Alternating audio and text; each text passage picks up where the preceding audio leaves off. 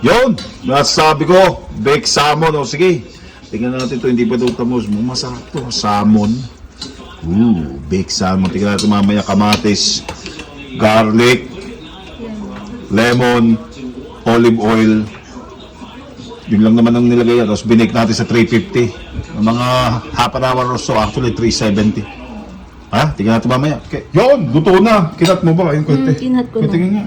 Masarap. Tikman ko. Masarap to. Nagmamantika na Nagmamantika. lemon eh. Crazy, ha? O yan.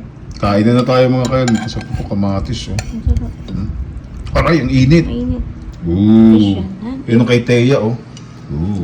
Salmon and fish and what? Cheese. Mac and cheese. Nakanto ko. Tara, kaya na. Yun! Nasabi ko, baked salmon. O sige, tingnan natin ito. Hindi pa ito tamos mo. Masarap ito. Salmon.